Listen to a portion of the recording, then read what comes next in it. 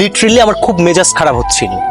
মানে একটা মেয়েকে আমি চিনি না, জানি না, she is my wife, how does it feel? শুধুমাত্র আমি আমার বাবা মায়ের মুখের দিকে তাকিয়ে এই বিয়েটা মেনে নিয়েছি। কেন মেনে নিয়েছেন? বিকজ আমি আমার বাবা মাকে অনেক ভালোবাসি, আর তাদের কাছে তাদের ফ্রেন্ডশিপটা অনেক বেশি ইম্পর্টেন্ট। তাদের কথার বাইরে আমি কখনোই যেতে পারিনি। কিন্তু আপনি কেন মেনে নিয়েছেন? আপনি একটা ছেলেকে চেনেন না, জানেন না, আপনার বাবা মা বললো আর আপনি মেনে নিলেন। আমার বাবা মায়ের প্রতি আমার পূর্ণ আস্থা ছিল। আমি জানি ওনারা যা করবেন আমার ভালোর জন্যই করবেন। I am sorry to say I am in a relationship. আমার গার্লফ্রেন্ড আছে, আমি তাকে অনেক বেশি ভালোবাসি। মনে প্রাণে তাকে আমি আমার স্ত্রীর মর্যাদা দিয়ে রেখেছি, but unfortunately you are my wife.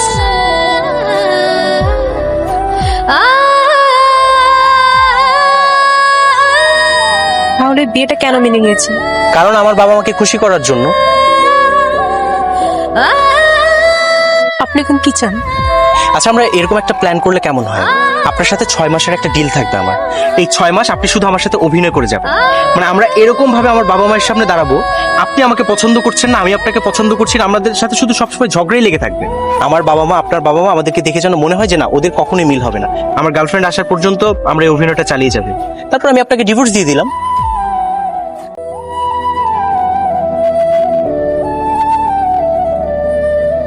দেখুন প্লিজ, কিছু ভাববেন না, আপনি একটু রাজি হয়ে যান, আমার সিচুয়েশন একটু বোঝার চেষ্টা করেন। আমি আমার গার্লফ্রেন্ডকে অনেক বেশি ভালোবাসি, এন্ড সেও আমাকে অনেক ভালোবাসে। আমি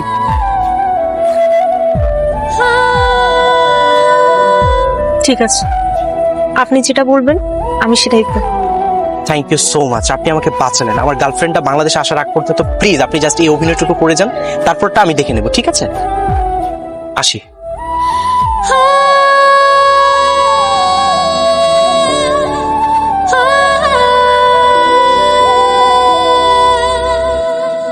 ভাইয়া তোরে কি বলছে রে? চুপ করে আছিস কেন, বল না।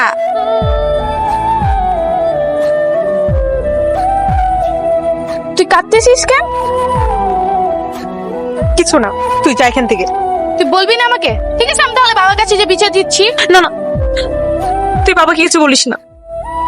তুই আমাকে সুন্দর করে সব খুলে বল।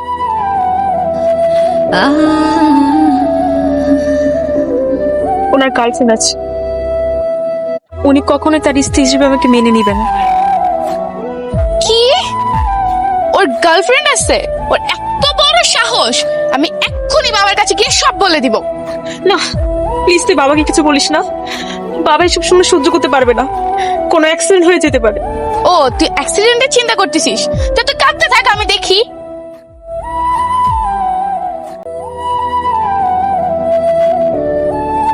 আচ্ছা, তুই আমাকে সত্যি করে একটা কথা বলতো, ভাইয়াকে তোর কেমন লাগে?